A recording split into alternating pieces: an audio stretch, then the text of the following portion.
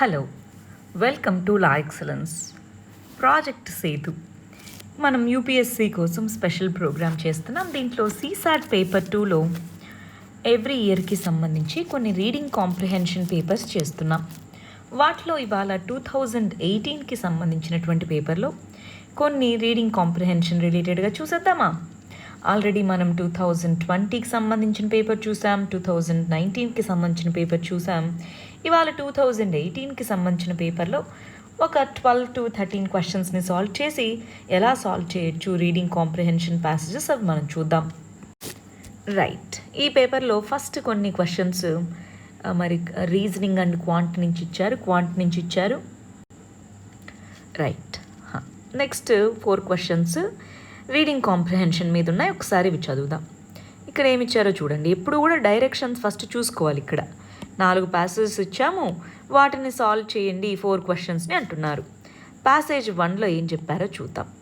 ఇంతకుముందు ప్యాసేజెస్ పెద్దగా ఉండి క్వశ్చన్స్ 4-5 ఉన్నప్పుడు ముందు క్వశ్చన్స్ చదివి ఆ తర్వాత ప్యాసేజ్కి వెళ్ళేవాళ్ళం. ఇప్పుడు ప్యాసేజ్ చదివి క్వశ్చన్స్కి వెళ్ళొచ్చు, ఎందుకంటే క్వశ్చన్స్ షార్ట్గానే ఉన్నాయి కాబట్టి. సరే చూడండి, ప్యాసేజ్ 1 చూద్దాం.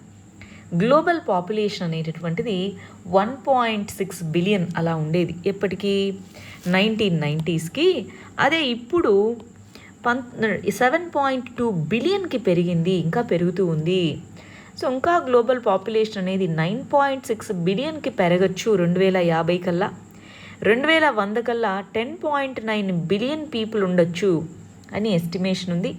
అయితే యూరప్, నార్త్ అమెరికా వీటిలోగా కాకుండా 3 to 4% పాపులేషన్ అనేటటువంటిది, ఇవి రెండు కాకుండా మిగిలిన వాటిలో 3 to 4% అనేది వీటిలో మామూలుగా అగ్రికల్చర్లో ఉన్నారు. మిగిలిన వాటిలో 47% ఇండియా పాపులేషన్ చూడండి అగ్రికల్చర్ మీద డిపెండ్ అయి ఉన్నారు. అదే యూరప్, నార్త్ అమెరికాలో అయితే 3-4%. ఇండియా అనేటటువంటి సర్వీస్ సెక్టార్లో బాగా పర్ఫామ్ చేసినా సరే, మ్యానుఫ్యాక్చరింగ్ సెక్టార్ అనేటటువంటిది పికప్ చేసుకున్నా సరే 2030 కల్లా మనం చైనాతో పోలిస్తే ఎక్కువ జనాభా వస్తుంది, మోస్ట్ పాపులస్ కంట్రీగా అవుతాము. అప్పటికి కూడా 42% జనాభా అగ్రికల్చర్ మీదే డిపెండ్ అయ్యి ఉంటారు అంటున్నారు. అంటే ఓవరాల్గా ఈ ప్యాసేజ్ యొక్క మీనింగ్ ఏంటి, ప్యాసేజెస్లో ఉన్న ఇంపార్టెంట్ విషయం ఏంటంటే అండి, మనం ఒక్కొక్క స్టేట్మెంట్ని ఇండిపెండెంట్గా చదవకుండా అన్నీ కలిపి దాని మీనింగ్ ఏంటో మనం అర్థం చేసుకోవాలి. సో ఇక్కడ ఏమన్నారు, గ్లోబల్ పాపులేషన్ పెరుగుతూ వస్తూనే ఉంది. కొన్ని కంట్రీస్లో అగ్రికల్చర్లో తక్కువ పర్సంటేజ్ పీపుల్ ఉన్నారు, ఇండియా లాంటి కంట్రీస్లో ఎక్కువ పర్సంటేజ్ ఆఫ్ పీపుల్ అగ్రికల్చర్లో ఉన్నారు. వేరే సెక్టార్స్ గ్రోత్కి కాంట్రిబ్యూట్ చేస్తున్నాయి, కానీ పాపులేషన్ మంది ఇంకా పెరుగుతూ వెళ్తూ ఉంది ఇప్పటితో పోలిస్తే. 2030 కల్లా మన వాళ్ళు అగ్రికల్చర్లో 42% వరకు అలానే ఉంటారు అని చెప్తున్నారు. ప్యాసేజ్ అది. ఇప్పుడు క్వశ్చన్ ఏంటో చూద్దాం. క్వశ్చన్ చదవండి. విచ్ ఆఫ్ ది ఫాలోయింగ్, ఈ కింద వాటిలో ఏది మోస్ట్ లాజికల్ రేషనల్ ఇన్ఫర్ అంటే మనకేం అర్థమైంది ఆ ప్యాసేజ్ నుంచి, మనం ఏం అర్థం చేసుకోవచ్చు అని చూడండి. ప్రాస్పెరిటీ ఆఫ్ అగ్రికల్చర్ సెక్టార్ అనేది ఇండియాకి చాలా ఇంపార్టెంట్. ఇండియన్ ఎకానమీ అనేది అగ్రికల్చర్ మీద డిపెండ్ అయ్యి ఉంది అని, ఇండియా అనేది స్ట్రిక్ట్ మెజర్స్ని తీసుకోవాలి ర్యాపిడ్ పాపులేషన్ గ్రోత్ని కంట్రోల్ చేయడానికి. నెక్స్ట్, ఇండియన్ ఫార్మింగ్ కమ్యూనిటీస్ అనే వాళ్ళు అదర్ ఆక్యుపేషన్స్కి మారాలి వాళ్ళ యొక్క ఎకనామిక్ కండిషన్స్ మెరుగుపరుచుకోవడానికి అని చెప్తున్నారు. ఈ 4లో ఏది మోస్ట్ లాజికల్ ఇన్ఫరెన్స్ అవ్వచ్చు? ఫస్ట్ వెనక్కి నుంచి రండి. ఫార్మింగ్ కమ్యూనిటీస్ వేరే ఆక్యుపేషన్స్కి వెళ్ళాలి వాళ్ళ ఎకనామిక్ కండిషన్స్ మెరుగుపడాలంటే అని అలాంటి మీనింగ్తో ఇచ్చారా? కాదు. పాపులేషన్ కంట్రోల్ చేయాలి? కాదు. అగ్రికల్చర్ మీద గ్రేట్లీ డిపెండెంట్ అంటే మన సర్వీస్ సెక్టార్ ఎక్కువ పర్ఫామ్ చేస్తుందని ఇచ్చారు కదా? కాదు. 42% దాకా మన వాళ్ళు అక్కడ డిపెండ్ అయ్యి ఉన్నారు అంటే అగ్రికల్చర్ యొక్క ప్రాస్పెరిటీ అనేది మనకి ఇంపార్టెంట్. అగ్రికల్చర్ బాగుండడం అంటే 42% మంది జనాభా ఎవరైతే ఉన్నారో వాళ్ళు బాగుండడం, అది మనకి ఇంపార్టెంట్ అన్నది ఈ ప్యాసేజ్ నుంచి మనకు అర్థమవుతుంది. మామూలుగా ఇంకొక ప్రాబ్లం ఏమొస్తుందంటే అండి, ఇది మనం ఇండియన్ ఎకానమీలో చదువుతాం, ఈ కాన్సెప్ట్ని మనం మన ఇండియన్ ఎకానమీలో చదువుతాం. సో దాన్ని దృష్టిలో పెట్టుకొని మనం డి అనేది ఎక్కువగా ఆన్సర్ చేస్తూ ఉంటాం. కానీ ఎప్పుడూ కూడా రీడింగ్ కాంప్రిహెన్షన్లో వాళ్ళు అక్కడ ఏమిచ్చారో అదే డేటాని, అదే స్టేట్మెంట్స్ని మనం వాడుకోవాలి. మనం మామూలుగా దాని రిలేటెడ్ సబ్జెక్ట్ నాలెడ్జ్ని ఇక్కడ వాడకూడదు. మన ఆన్సర్ అనేది ఓన్లీ ఆ ప్యాసేజ్ రిలేటెడ్గా మాత్రమే ఉండాలి. రైట్, అది ఇంపార్టెంట్ పాయింట్. ప్యాసేజ్ రిలేటెడ్గా మాత్రమే ఉండాలి. నెక్స్ట్ ఇంకొక ప్యాసేజ్ చూద్దాం. ప్యాసేజ్ 2 చూద్దాం. చాలా ప్యాథోజన్స్ అన్నవి ఫుడ్ ద్వారా వచ్చే ఇల్నెస్ని కలగజేసే చాలా ప్యాథోజన్స్ మనకు తెలియవు అసలు. ఫుడ్ కంటామినేషన్ అనేటటువంటిది ఏ స్టేజ్లో అయినా జరగచ్చు. పొలం నుంచి మనం తినే వరకు ఏ స్టేజ్లో అయినా సరే ఫుడ్లో కంటామినేషన్ జరగచ్చు. మోస్ట్ కాజెస్ ఫుడ్ పాయిజనింగ్కి సంబంధించి మనం హాస్పిటల్స్కి వీటికి వెళ్ళేది తక్కువ. ఫుడ్ పాయిజనింగ్ కేసెస్ చాలా వరకు అన్రిపోర్టెడ్గా ఉంటాయి. కాబట్టి అసలు ఫుడ్ బార్న్ ఇల్నెస్, ఫుడ్స్ ద్వారా వచ్చే ఇల్నెస్ ఎంత అన్నది మనకు తెలియదు. మరి ఇంటర్నేషనల్గా మానిటరింగ్ అనేది బెటర్గా ఉండాలి. పబ్లిక్ అవేర్నెస్ బెటర్గా ఉండాలి. సో ర్యాపిడ్గా మనకి ఫుడ్ ప్రొడక్షన్ పెరుగుతూ ఉంది. కన్జ్యూమర్స్ వేరే మార్కెట్స్ నుంచి వాటిని తెచ్చుకోవడం పెరుగుతూ ఉంది. ఎక్కడి నుంచో ఇంపోర్ట్ చేసుకుంటున్నదంతా పెరుగుతూ ఉంది. అయినా సరే మనము వీటన్నిటిని మానిటర్ చేసుకోవాలి. WHO ఏమని చెప్పింది? మన ప్రపంచం మొత్తం మన ప్లేట్స్లోనే ఉంది అని. అంటే ప్రపంచవ్యాప్తంగా ఎక్కడ ఏది పండినా సరే అది మన దగ్గరికి రీచ్ అవుతుంది అని. సో మరి ఈ కంటెక్స్ట్ ఇక్కడ ఏం చెప్తున్నారు? ఫుడ్ అసలు ఏ ప్యాథోజన్స్ ఫుడ్ డిసీజ్ని కలుగజేస్తే మనకు సరిగా తెలీదు. ఎందుకంటే ఫుడ్ ద్వారా వచ్చే జబ్బులు మనం రిపోర్ట్ చేయట్లేదు. ఫుడ్ అనేది ఒక సోర్స్ నుంచి రావట్లేదు, చాలా సోర్సెస్ నుంచి, చాలా ప్రదేశాల నుంచి ఇప్పుడు గ్లోబలైజేషన్ ద్వారా ఎక్కడెక్కడి నుంచో వస్తుంది. దాన్ని మానిటర్ చేసుకోవడం కష్టమే, కానీ చెయ్యాలి అంటున్నారు. సరే, ఇప్పుడు క్వశ్చన్ ఏంటి? ఇక్కడ పైన చెప్పిన ప్యాసేజ్ నుంచి మోస్ట్ లాజికల్ కొరోలరీ నెక్స్ట్ స్టెప్ అని, అంటే దాని రిలేటెడ్గా నెక్స్ట్ స్టెప్ ఏంటి, మోస్ట్ లాజికల్గా ఏం చేయొచ్చు అని అన్నమాట. ఆప్షన్స్ చదువుదాం. మోర్ ఆప్షన్స్, ఫుడ్కి సంబంధించిన మోర్ ఆప్షన్స్ పెరిగే కొద్దీ రిస్క్స్ పెరుగుతూ ఉన్నాయి. ఫుడ్ ప్రాసెసింగ్ అనేటటువంటిదే ఫుడ్ బార్న్ ఇల్నెస్కి కారణం. మనం లోకల్లీ ప్రొడ్యూస్డ్ ఫుడ్నే వాడాలి. గ్లోబలైజేషన్ ఆఫ్ ఫుడ్ అనేటటువంటి దాన్ని కర్టైల్ చేయాలి అని అంటున్నారు. మనకి దీని నుంచి మనకి ఏది బాగా అర్థమైంది? మోస్ట్ లాజికల్గా మనము కొరోలరీ అంటే దాని నుంచి మనం ఇంప్లై చేసుకోగలిగేటటువంటిది ఏంటి అని అన్నమాట. ఏం చేసుకోగలమండి? ఫుడ్ గ్లోబలైజేషన్ కర్టైల్ చేయాలా? కాదు. లోకల్ ఫుడ్స్ మాత్రమేనా? కాదు. ఇక్కడ ఏమన్నారు? పెరుగుతూ ఉన్నా మనం మానిటర్ చేయాలన్నారు కదా. ఫుడ్ ప్రాసెసింగ్ అనేదే అన్ని సోర్సెస్కి ఇల్నెసెస్కి కారణమా? ఫుడ్ ప్రాసెస్ చేయడమేనా? కాదు. సో ఫుడ్ అన్నట్టు more and more food options పెరిగే కొద్దీ మోర్ అండ్ మోర్ రిస్క్స్ పెరుగుతూ ఉంటాయి, అంతేనా? సో అప్పుడు ఆన్సర్ని ఏ అని చెప్పచ్చా? మోస్ట్ లాజికల్ కొరోలరీ ఏ అనేది అవుతుంది. అంటే కొరోలరీ అంటే అక్కడ ఇచ్చిన స్టేట్మెంట్ నుంచి ఏ స్టేట్మెంట్ మనం కంపల్సరీగా ఇది కరెక్ట్ అవుతుంది నెక్స్ట్ అని మనం చెప్పగలము వాటి నుంచి అని అన్నమాట. సరే, నెక్స్ట్ ప్యాసేజ్ ఏంటో చదువుదాం. ఇదిగో చూడండి. I'm a scientist. ఇక్కడ ఒక వ్యక్తి చెప్తున్నట్టుగా ఈ ప్యాసేజ్ని ఇచ్చారనమాట, నరేట్ చేస్తున్నట్టుగా.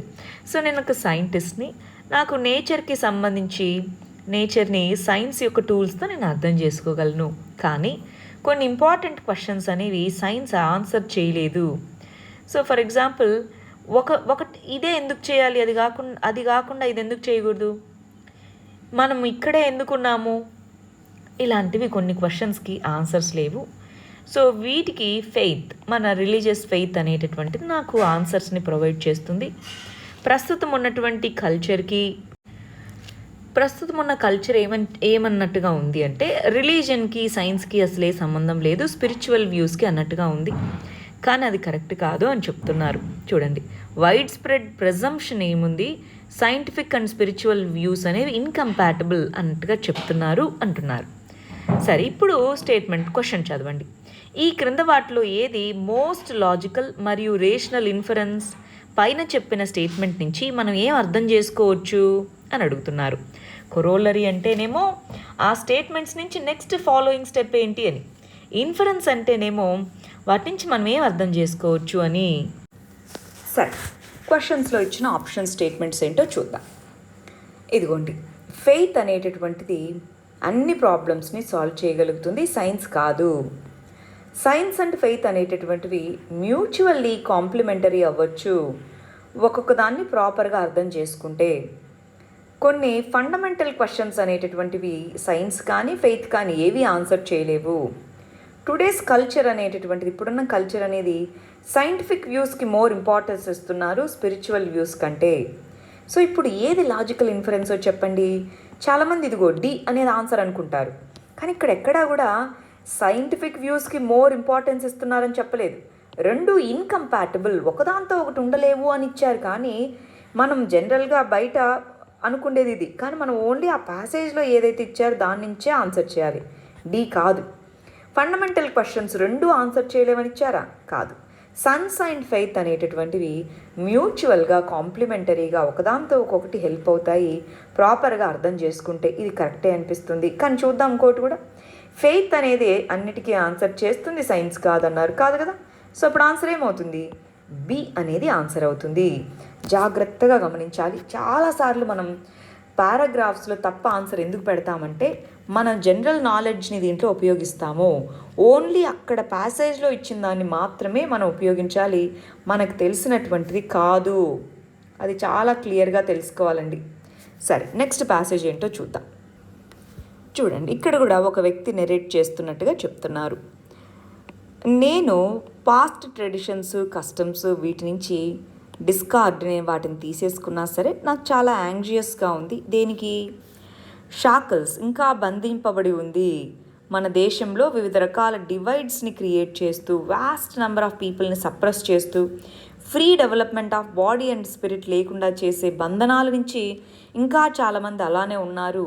కంప్లీట్గా దాని నుంచి బయటికి రాలేదు అని చెప్పి నాకు కొంత బాధగా ఉంది. నేనైతే దాన్ని డిస్కార్డ్ చేశాను. కానీ నేను ఏదైతే నా కల్చర్ నుంచి ఇన్హెరిటెన్స్ చేసుకున్నానో దానికి నేను ప్రౌడ్గా ఫీల్ అవుతున్నాను. ప్లస్ ఆ అన్బ్రోకెన్ చైన్ అంటే మన హిస్టరీలో మన కల్చర్ అనేది ఇమ్మెమోరియల్ పాస్ట్ ఆఫ్ ఇండియా ఉంది, దాంట్లో పార్ట్ అవ్వాలనుకుంటున్నాను. కానీ పీపుల్ని విడదీసి పీపుల్ యొక్క గ్రోత్ని ఆపే దాంట్లో కాదు అని పారాగ్రాఫ్ చెప్పిందండి. ఇప్పుడు క్వశ్చన్లో ఏమిచ్చారో చూద్దాం. 10వ క్వశ్చన్ చూడండి. ఆథర్ ఇండియా అనేటటువంటిది దేని నుంచి get rid of her self అనుకుంటున్నారు? ఏ బాండ్ నుంచి బయటికి రావాలనుకుంటున్నారు? పాస్ట్ యొక్క రిలవెన్స్ ఏంటో చూడలేకపోతున్నారు. ఇండియా యొక్క హిస్టరీ గురించి ప్రౌడ్గా ఫీల్ అవ్వలేకపోతున్నారు. అంటే అసలు ఇండియా ఏం ఫీల్ అయ్యేదానికి పెద్దగా ఏం లేదు. నాట్ ఇంట్రెస్టెడ్, హిస్టరీకి సంబంధించి అసలు ఇంట్రెస్ట్ లేదు. ఫిజికల్ మరియు స్పిరిచువల్ గ్రోత్ని ఏదైతే అబ్స్ట్రక్ట్ చేస్తుందో దాని నుంచి ఆ బంధనాలను విడిపించుకోవాలనుకుంటున్నారు. ఈ నాలుగిట్లో దేని నుంచి పాస్ట్ బాండ్స్ని బ్రేక్ చేయాలనుకుంటున్నారండి? ఇదేనా? ఏదైతే ఫిజికల్ అండ్ స్పిరిచువల్ గ్రోత్ని ఆపుతుందో, అబ్స్ట్రక్ట్ చేస్తుందో దాని నుంచి బంధనాలను విడిపించుకోవాలనుకుంటున్నారు. అంతేగాని పాస్ట్ రిలవెంట్ కాదు అని చెప్పట్లేదు. అసలు పాస్ట్లో ఏది ప్రౌడ్గా లేదు అని చెప్పట్లేదు. అసలు హిస్టరీలో ఇంట్రెస్ట్ లేదు అని చెప్పట్లేదు. ఎందుకంటే లాస్ట్ పారాగ్రాఫ్లో మనకు క్లియర్గా అర్థమవుతుంది. నాకు కూడా మన కల్చరల్ రూట్స్ అనేవి ఇంపార్టెంటే, కానీ ఇదిగో ఇవి నేను బ్రేక్ చేయాలనుకుంటున్నాను క్లియర్గా చెప్పారు. కాబట్టి ఈ క్వశ్చన్కి ఆన్సర్ ఏమవుతుంది? డి అనేది ఆన్సర్ అవుతుంది. రైట్? సరే, ఇవి ఒక చోటు ఇచ్చారు. ఇలాగ మనకి క్వశ్చన్ పేపర్లో ఒక్కొక్క చోట గ్రూప్ ఆఫ్ క్వశ్చన్స్ ఇస్తుంటారు. ఆ తర్వాత చూడండి, రీజనింగ్ క్వశ్చన్స్ ఇచ్చారు. ఇవంతా రీజనింగ్ క్వశ్చన్స్. ఇక్కడ ఒక ప్యాసేజ్ అనేటటువంటిది ఇచ్చి దానికి సంబంధించి 4 క్వశ్చన్స్ని ఇవ్వడం జరిగింది. మరి ఆ ప్యాసేజ్ చదువుదామా? పెద్ద ప్యాసేజ్ ఇది, జాగ్రత్తగా చదవాలి. ఇలాంటి పెద్ద ప్యాసేజ్ వచ్చినప్పుడు జాగ్రత్తగా చదవాలి. మీరు గమనించుంటే 2019లో కానీ 20లో కానీ పెద్ద ప్యాసేజెస్ ఇవ్వట్లేదు. 2018కి ముందు పెద్ద ప్యాసేజెస్ ఇచ్చేవాళ్ళు, బట్ ఆ తర్వాత మాత్రం అన్ని షార్ట్ ప్యాసేజెసే. కానీ మనం ప్రాక్టీస్ చేసి పెట్టుకోవడం మంచిది. చూడండి, ఫస్ట్ చదువుదాం, ప్యాసేజ్ చదువుదాం. మనం యూనివర్సల్ యాక్సెస్ టు ఎడ్యుకేషన్ గురించి జస్ట్ మాట్లాడుకుంటూ ఉంటే అది సరిపోదు. స్కూలింగ్ ఫెసిలిటీస్ కల్పించాలి, అదొక ఎసెన్షియల్ ప్రీ రిక్విజిట్. కానీ ఇన్సఫిషియంట్. స్కూలింగ్లో ఇన్ఫ్రాస్ట్రక్చర్ ప్రొవైడ్ చేసినంత మాత్రాన అందరూ స్కూల్కి వస్తారు, లెర్నింగ్ ప్రాసెస్ అంతా బాగుంటుంది అనుకోవడం కరెక్ట్ కాదు. స్కూల్ అనేటటువంటిది ఉండొచ్చేమో, కానీ స్కూల్కి పిల్లలు రాకపోవచ్చు, కొన్ని రోజులు వచ్చి డ్రాప్ అవుట్ అవ్వచ్చు అంటున్నారు. స్కూలు సోషల్ మ్యాపింగ్ అనేది చేసి మనము సోషల్, ఎకనామిక్, కల్చరల్, లింగ్విస్టిక్, పెడగోగిక్ అంటే టీచింగ్ ఇష్యూస్ వాటన్నిటినీ తీసుకొని అప్పుడు ఎస్పెషల్గా వీకర్ సెక్షన్స్, డిసడ్వాంటేజెస్డ్ గ్రూప్స్ వీటికి సంబంధించిన చిల్డ్రన్ని తీసుకొని వాళ్ళు రెగ్యులర్గా అటెండ్ అవుతున్నారా లేదా ఇవన్నీ చూసుకోగలగాలి. ప్లస్ ఫోకస్ అనేటటువంటిది poorest and most vulnerable groups మీద ఉండాలి. గమనించాలి, ప్యాసేజ్లో చెప్పింది నేను చదువుతున్నానండి. Poorest and most vulnerable people, so వాళ్ళ మీద ఎక్కువ ఫోకస్ అనేటటువంటిది ఉండాలి. మోస్ట్ డిసెంపవర్డ్ ఎవరైతే ఉన్నారో వాళ్ళ మీద ఫోకస్ అనేటటువంటిది ఉండాలి. సో వాళ్ళ రిస్కే, వాళ్ళకి రైట్ టు ఎడ్యుకేషన్ అందకపోయే రిస్క్ ఎక్కువ ఉంది కాబట్టి ఫోకస్ వాళ్ళ మీద పెట్టాలి. ఇంకా చూడాలి, రైట్ టు ఎడ్యుకేషన్ అనేటటువంటిది ఫ్రీ అండ్ కంపల్సరీ ఎడ్యుకేషన్ మాత్రమే కాదు, quality education for all. Just క్వాంటిటీనే కాదు, క్వాలిటీ అనేది కూడా రైట్ టు ఎడ్యుకేషన్లో పార్ట్ అవ్వాలి. ఎడ్యుకేషన్ ప్రాసెస్లో క్వాలిటీ లేకపోతే వాళ్ళ యొక్క రైట్స్ని మనం వ్యతిరేకించినట్టే. సో రైట్ టు ఎడ్యుకేషన్ అనేటటువంటి చట్టంలో కరికులం అనేటటువంటిది లెర్నింగ్ త్రూ యాక్టివిటీస్ ద్వారా లెర్నింగ్ ఉండాలి. ఎక్స్ప్లోరేషన్, డిస్కవరీ వీటన్నిటికీ గైడ్ లైన్స్ అయితే ఇచ్చారు. దాంట్లో చిల్డ్రన్ యొక్క పర్సెప్షన్ని వివిధ రకాల చిల్డ్రన్ని టీచర్ చెప్తారు, వాళ్ళు వింటారు. అలా ప్యాసివ్ రిసీవర్స్ కాకుండా కన్వెన్షనల్ టెక్స్ట్ బుక్స్ నుంచి, ఎగ్జామ్ బేసిస్ నుంచే వాళ్ళని అసెస్ చేయడం నుంచి బయటికి తీసుకొని రావాలి. టీచింగ్ మరియు లెర్నింగ్ ప్రాసెస్ అనేది స్ట్రెస్ ఫ్రీగా ఉండాలి. స్ట్రెస్ ఉండకూడదు, స్ట్రెస్ ఫ్రీగా ఉండాలి. మ్యాసివ్ ప్రోగ్రామ్స్ అనేటటువంటివి కరికులంలో రిఫార్మ్స్ తీసుకొని రావాలి. చైల్డ్ ఫ్రెండ్లీ రిఫార్మ్స్ అనేటటువంటివి ఉండాలి. అది మోస్ట్ ఇంపార్టెంట్. ఇంకా చూడాలి, టీచర్ అకౌంటబిలిటీ అనేటటువంటిది ఉండాలి. టీచర్ స్కూల్కి వస్తున్నారా లేదా ఇలాగా అకౌంటబిలిటీస్ అనేటటువంటివి ఉండాలి. చైల్డ్ ఎంతవరకు నేర్చుకుంటున్నారు, ఆ చైల్డ్కి రైట్ టు లెర్న్ అనేటటువంటిది ఉంది. చైల్డ్ ఫ్రెండ్లీ ఎన్విరాన్మెంట్లోనే నేర్చుకుంటున్నారా, ఇవన్నీ వైలేట్ అవుతున్నాయా లేదా చూసుకోవాలి. అసెస్మెంట్, టీచర్స్ని అసెస్ చేసే సిస్టమ్స్ని ప్రతి కొన్ని సంవత్సరాలకి రీడిజైన్ చేసుకోవాలి, రీఅసెస్ చేసుకోవాలి. చిల్డ్రన్ని స్కూల్ మరియు ట్యూషన్ సెంటర్స్ వీటి మధ్య వాళ్ళని బందీలుగా చేసి వాళ్ళ చైల్డ్హుడ్, వాళ్ళ చిన్నతనాన్ని మొత్తాన్ని తీసేసుకోకూడదు. ఇది ప్యాసేజ్లో చెప్తున్నదండి. అంటే రైట్ టు ఎడ్యుకేషన్ చట్టం ఇంకా బెటర్గా ఎలా ఉండాలి అన్నది అనిపిస్తుంది నాకైతే, దాని యొక్క జిస్ట్. సరే, ఇప్పుడు క్వశ్చన్స్ చదువుదాం, దాన్ని బట్టి మనం ఆన్సర్స్ చేద్దాం. పైన ఇచ్చిన ప్యాసేజ్ ప్రకారం ఈ క్రింద వాటిలో ఏది రైట్ టు ఎడ్యుకేషన్ కింద ఇంపార్టెంట్, ఏది paramount important right to education కింద? చిల్డ్రన్ని స్కూల్కి పంపించడం అందరు పేరెంట్స్, అడిక్వేట్ ఫిజికల్ ఇన్ఫ్రాస్ట్రక్చర్ ఉండడము, కరికులంలో రిఫార్మ్స్ తీసుకొని వచ్చి చైల్డ్ ఫ్రెండ్లీ రిఫార్మ్స్ అనేవి తీసుకొని రావడము, ఏది పారమౌంట్ ఇంపార్టెంట్ అని చెప్తున్నారు. వీటిలో ఏది అన్నిటికంటే ఇంపార్టెంట్ అని చెప్పారండి? ఇదే కదా, ఫిజికల్ ఇన్ఫ్రాస్ట్రక్చర్ పంపించడం ఇవంతే కాదు, దాంట్లో చైల్డ్ ఫ్రెండ్లీగా ఉండాలి అని చెప్పారు. అదే నా పారమౌంట్ ఇంపార్టెంట్ అంటే ఏంటి అని చెప్పింది ప్యాసేజ్ మొత్తంలో. సో ఆన్సర్ 3 అవుతుంది. దీన్ని ఎలా ఆన్సర్ చేయొచ్చు అంటే చూడండి, ఇప్పుడు మనకి 3 కనుక మిగిలిన ఆప్షన్స్లో ఉంటుంటే మనం బాగా కష్టపడే వాళ్ళం. కానీ ఇక్కడ పారమౌంట్ అంటే మీనింగ్ తెలియాలి ఫస్ట్. పారమౌంట్ అంటే అన్నిటికంటే హయ్యెస్ట్ అని అనమాట.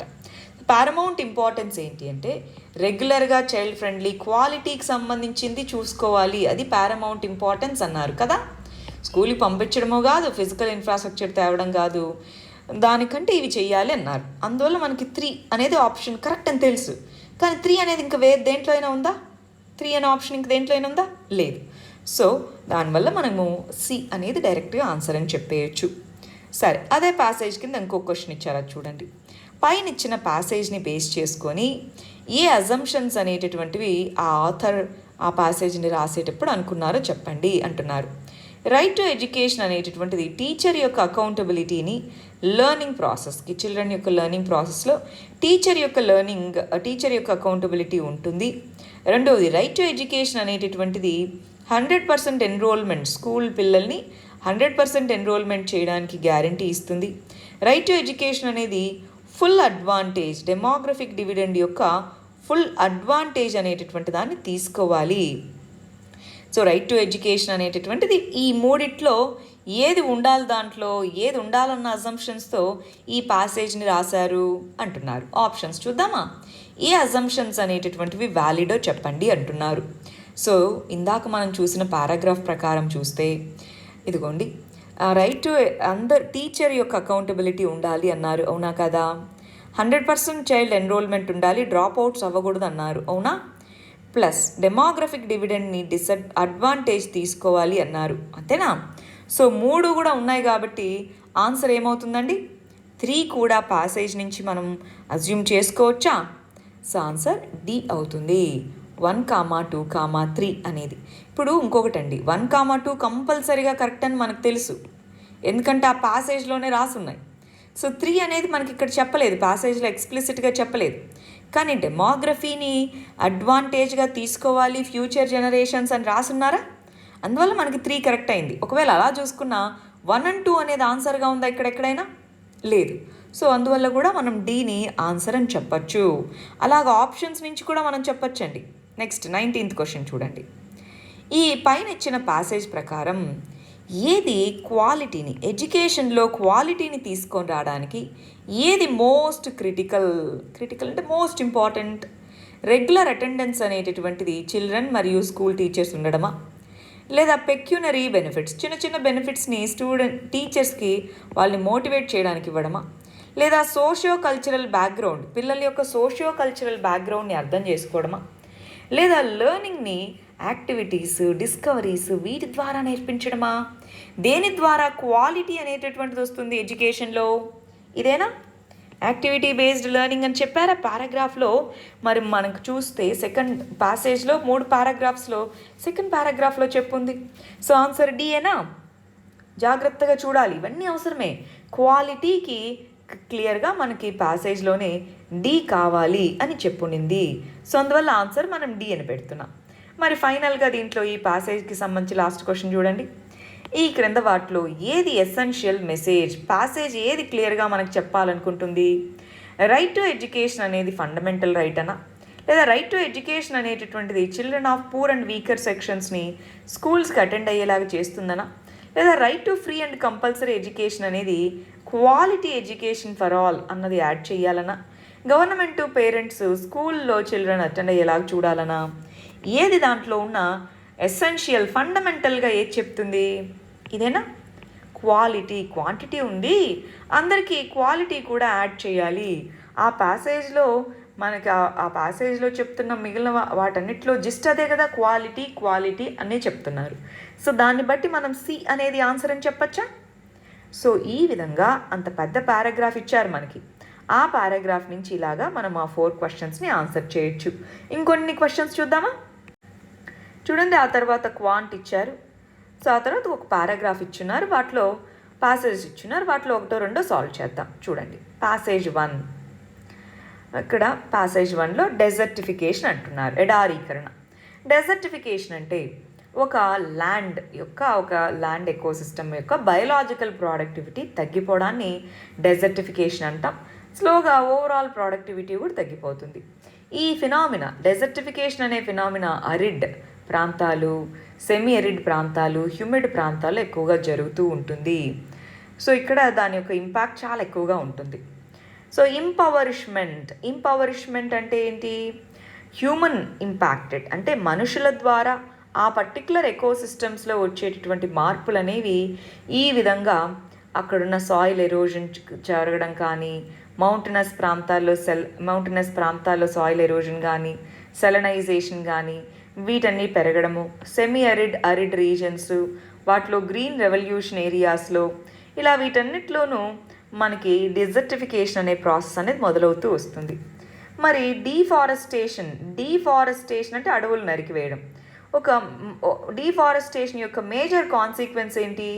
సాయిల్ అనేటటువంటి దాని యొక్క న్యూట్రియంట్స్ని కోల్పోవడం. ఈ డీఫారెస్టేషన్ యొక్క కాన్సిక్వెన్స్ అనేది సాయిల్ యొక్క డిగ్రేడేషన్కి కారకమవుతుంది. ఏషియా, ఆఫ్రికా, సౌత్ అమెరికా చూడాలి, ఈ ప్రాంతాల్లో హయ్యెస్ట్ లెవెల్స్ ఆఫ్ ఎరోజన్ అనేటువంటిది ఉంది. Higher rates of tropical erosions ఉన్నాయి. డీఫారెస్టేషన్ వల్ల, ల్యాండ్ మేనేజ్మెంట్ ప్రాపర్గా లేకపోవడం వల్ల, ఫారెస్ట్ క్లియరింగ్ వీటన్నిటి వల్ల ఈ డెజర్టిఫికేషన్ పెరుగుతూ ఉంది. మౌంటైన్ ప్రాంతాల్లో అయితే మాయిశ్చర్ని నిల్వ ఉంచుకునేటటువంటి మౌంటైన్ సాయిల్స్ అన్నీ కోల్పోవడము, అండర్ గ్రౌండ్ స్ప్రింగ్స్ అంటే చిన్న నీటి దారులు. సో చిన్న స్ప్రింగ్స్, రివర్స్ ఇవన్నీ కూడా మారిపోతూ రావడము, అవన్నీ ఇప్పుడు మనకు కనిపించట్లేదు. ఎందుకని? అక్కడ డీఫారెస్టేషన్ ఇది మనం చేస్తున్నాం కాబట్టి. సో వీటి యొక్క ఇండైరెక్ట్ కాన్సిక్వెన్స్ ఏమవుతుంది? అక్కడ ఉన్నటువంటి ఏరియాస్లో మాయిశ్చర్ కానీ అదేమీ ఉండదు. అప్లాండ్ ఏరియాస్ అంటే ఈ మౌంటైనస్ ఏరియాస్లో ఉండేటటువంటి ఎకోసిస్టమ్స్ని ఇది మారుస్తుందన్నమాట. వాటర్ అనేది ఉండదు కాబట్టి మారుస్తుంది. ప్రస్తుతానికి అస్సాంలో ప్లాంటేషన్స్ అవి మనం చూస్తే, టీ ప్లాంటేషన్స్ అనేటటువంటివి ఫ్లడ్ ప్లేన్స్ దగ్గర ఉన్నా సరే అవి డ్యామేజెస్ ఎక్కువ ఫేస్ చేస్తున్నాయి. అక్కడ ఉండేటటువంటి సీ లెవెల్ రైజ్ అయినా, సీ లెవెల్ అనేది వాటర్ లెవెల్ అనేది రివర్ బాటమ్కి కొన్నిసార్లు అడుగుకు అంటుకుపోతున్నాయి. సెలనైజేషన్ పెరుగుతూ ఉంది. ఇలాంటి వీటన్నిటి వల్ల అల్టిమేట్ రిజల్ట్ ఏంటి? సాయిల్ డిగ్రేడ్ అవుతుంది. సాయిల్ తన యొక్క క్వాలిటీని కోల్పోతుంది. మరి వాటర్ క్వాలిటీ పోతుంది. దాని ద్వారా ఫాడర్ అంటే యానిమల్స్కి ఫాడర్ ఉండదు, ఫ్యూయల్ వుడ్ ఇవన్నీ కూడా ఎకనామిక్గా మనకు అవసరం. అవన్నీ కూడా రూరల్ కమ్యూనిటీస్ కోల్పోవాల్సిన పరిస్థితి వస్తుంది. ఇది సాయిల్ డిగ్రేడేషను వాటన్నిటి రిలేటెడ్గా పారాగ్రాఫ్లో చెప్పింది. అంటే ఏం చెప్తున్నారు? మనకి డీఫారెస్టేషన్ అనేది చాలా ప్రాంతాల్లో ఉంది. మౌంటైనస్ ప్రాంతాలు, రివర్ ఉన్న ప్రాంతాల్లో కూడా ఇప్పుడు మనకి డిగ్రేడేషన్, డీఫారెస్టేషన్ అనేవి జరుగుతూ ఉన్నాయన్నారు. దాని రిజల్ట్స్ ఏంటి అని చెప్పారు. ఇప్పుడు చూద్దాం ప్యాసేజ్లో ఏమిచ్చారో చూద్దాం. ప్యాసేజ్ రిలేటెడ్గా క్వశ్చన్స్ ఏమిచ్చారు? పైన చెప్పిన ప్యాసేజ్ ప్రకారం ఏవేవి ఫారెస్ట్ కవర్ తగ్గిపోవడం వల్ల, అటవీ యొక్క శాతం తగ్గిపోవడం వల్ల ఏవేవి కాన్సిక్వెన్సెస్గా ఉండొచ్చు? లాస్ ఆఫ్ టాప్ సాయిల్ కొట్టుకుపోవచ్చా? స్మాల్ రివర్స్ అనేవి అవి పోవచ్చా? స్మాల్ రివర్స్, ఊటలు ఇలాంటివి పోవచ్చా? అగ్రికల్చరల్ ప్రొడక్షన్ మీద ఇంపాక్ట్ చూపించచ్చా? గ్రౌండ్ వాటర్ డిక్లైన్ అవ్వచ్చా? ఇందాక చెప్పిన ప్యాసేజెస్ నుంచి వాటి ఈ పదాలన్నీ మెన్షన్ చేస్తున్నారు. కాన్సిక్వెన్సెస్ ఫారెస్ట్ కవర్ తగ్గిపోవడం వల్ల డీఫారెస్టేషన్ అనొచ్చు, అవునా? సో అందువల్ల ఏది ఆన్సర్ అవుతుంది? డి. ఇక్కడ కరెక్టా ఇన్కరెక్టా అన్నది ముందు అండర్లైన్ చేసుకోవాలి. సో ఆన్సర్ డి అయింది. So direct question, simple question. Next చూద్దాం. నెక్స్ట్ పైన ఇచ్చిన ప్యాసేజ్ ప్రకారం ఏ ఇన్ఫరెన్స్, దేన్ని మనం అర్థం చేసుకోవచ్చు? పైన ఇచ్చిన ప్యాసేజ్ ప్రకారం డీఫారెస్టేషన్ అనేటటువంటిది రివర్స్ యొక్క కోర్స్ని మార్చచ్చు. సెలనైజేషన్ ఆఫ్ ల్యాండ్ అన్నది హ్యూమన్ యాక్టివిటీస్ వల్ల మాత్రమే, ఓన్లీ, వెరీ ఇంపార్టెంట్, ఓన్లీ అని వచ్చినప్పుడు అండర్లైన్ చేసుకోవాలి, జరుగుతుంది.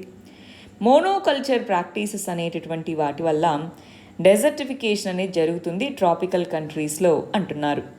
మరి ఈ మూడిట్లో మనం దేన్ని దాని నుంచి అర్థం చేసుకోవచ్చు? ఫస్ట్ ఆప్షన్ చూద్దాం. డీఫారెస్టేషన్, అడవులు నరికివేయడం అనేది రివర్ యొక్క కోర్స్ చేంజ్ చేస్తుంది అంటున్నారు.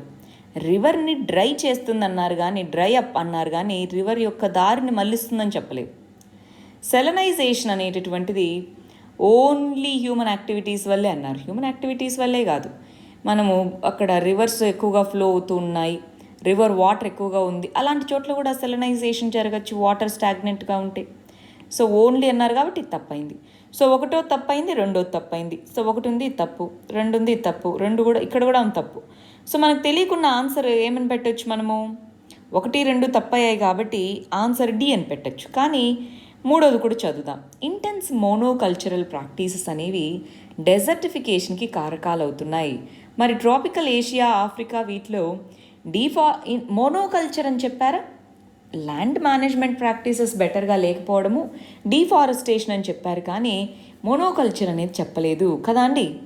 సో అందువల్ల మూడోది కూడా తప్పే అవుతుంది. అందువల్ల ఆన్సర్ వచ్చేటప్పటికి D, none of the above అనేది ఆన్సర్ అవుతుంది. చాలా తక్కువ సార్లు ప్యాసేజెస్లో నన్ ఆఫ్ ది అబవ్ అనేది కరెక్ట్ ఆన్సర్ అవుతుందండి. కానీ గమనించాలి చాలా జాగ్రత్తగా, ఆ స్టేట్మెంట్లో, ఆ ప్యాసేజ్లో ఇచ్చిన స్టేట్మెంట్స్ని గమనించి ఆన్సర్ చేయాలి. ఇన్ఫరెన్స్ అంటే దాని నుంచి మనం దేన్ని ఇన్ఫర్ చేయగలమని. నెక్స్ట్ క్వశ్చన్ చూడండి, ఇది కూడా ఆ ప్యాసేజ్కి సంబంధించి ఇచ్చారు. ఆ ప్యాసేజ్ని బేస్ చేసుకొని డెజర్టిఫికేషన్ అనేటటువంటిది ప్యాసేజ్లో ఇచ్చిన విధంగా దాంట్లో ఏ అజంప్షన్స్ అనేవి తీసుకున్నారు, ఏవే ఊహించుకున్నారు? డెజర్టిఫికేషన్ అనేది ఓన్లీ ట్రాపికల్ రీజన్స్లో మాత్రమే జరుగుతుంది అనా? డీఫారెస్టేషన్ అనేటటువంటిది ఫ్లడ్స్ మరియు డెజర్టిఫికేషన్కి దారితీస్తుంది. సో ఈ రెండిట్లో దేన్ని అజ్యూమ్ చేసుకొని ఉండొచ్చు? ఏ అజంప్షన్ వ్యాలిడ్? ఓన్లీ ట్రాపికల్ ఏరియాస్లో ఇచ్చారా? ట్రాపికల్ ఏరియాస్లో ఎక్కువ జరుగుతుందని ఇచ్చారు, కానీ డెజర్టిఫికేషన్ ఓన్లీ ట్రాపికల్ ఏరియాస్లో ఇవ్వలేదు, సో తీసేయండి. రెండవది, డీఫారెస్టేషన్ డెజర్టిఫికేషన్కి ఫ్లడ్స్కి దారితీస్తుందని ఇచ్చారా? ఎస్. అంటే ప్యాసేజ్ నుంచి మనం దాన్ని అజ్యూమ్ చేసుకోవచ్చా అనండి. అజ్యూమ్ చేసుకోవచ్చా? ఎస్. సో అందువల్ల ఆన్సర్ బి 2 ఓన్లీ అయింది. ఇలాగ మనము ప్యాసేజ్ని చదువుకుంటూ జాగ్రత్తగా ఒక్కొక్క క్వశ్చన్ని సాల్వ్ చేసుకుంటూ వెళ్ళాలండి. సో ఈ ఇయర్ 2018 పేపర్లో మిగిలిన క్వశ్చన్స్ని సాల్వ్ చేస్తూ వస్తారా? చూడండి, ఇలా ప్యాసేజెస్ అన్నీ ఉన్నాయి మనకి. ఈ ప్యాసేజెస్ అన్నీ చూసుకుంటూ ఒక్కొక్క ప్యాసేజ్ కింద 1 క్వశ్చన్ 2 క్వశ్చన్స్ అలా ఉంటాయి. మధ్యలో క్వాంట్ రీజనింగ్ ఇస్తూ ఉంటారు. రీజనింగ్ కంపల్సరీగా చూసుకోవాలి. సో మళ్ళీ ప్యాసేజెస్ వచ్చాయి. ఇలా ఒక్కొక్క ప్యాసేజ్ని పెట్టేసుకొని చదువుకోవాలి. చదివి ప్రాక్టీస్ చేసుకుంటూ ఉండి ఆన్సర్ చేసుకుంటూ రావాలి. ఇదిగోండి మళ్ళీ ప్యాసేజెస్, ఆ తర్వాత మళ్ళీ క్వాంట్ ఇచ్చారు చూడండి. సో వీటిని సాల్వ్ చేసుకొని ఇలా ఇమేజెస్ ఇవి చాలా ఈజీ, ఇవన్నీ చూసుకుంటూ రావాలి. ఇలా మనం క్వశ్చన్స్ మళ్ళీ ప్యాసేజెస్ ఇస్తారు లాస్ట్లో, ఆ ప్యాసేజెస్ చూసుకుంటూ డిఐ ఇవన్నీ ఉన్నాయా, సో వీటన్నిటినీ చూసుకుంటూ ఆన్సర్స్ చేస్తూ రావాలి. రైట్, లాస్ట్లో కూడా చూడండి ప్యాసేజెస్ ఇచ్చారా, ఈ ప్యాసేజెస్ని సాల్వ్ చేసుకొని రండి. మీరు ప్రీవియస్ క్వశ్చన్స్ బుక్ కంపల్సరీగా తీసుకొని దాన్ని సాల్వ్ చేసుకుంటూ వస్తే అప్పుడు మీకు క్లారిటీ వస్తుంది. అందుకే లాస్ట్ 10 years పేపర్స్ కంపల్సరీగా సాల్వ్ చేసుకుంటూ రావాలి. ఇది మరి 2018కి సంబంధించిన పేపర్. ఒకసారి మళ్ళీ ప్రాక్టీస్ చేయండి. 2020కి సంబంధించిన వీడియో, 2019కి సంబంధించిన వీడియో ఉంది, అవి కూడా ఒకసారి చూసుకుంటూ రండి. All the very best. Thank you very much.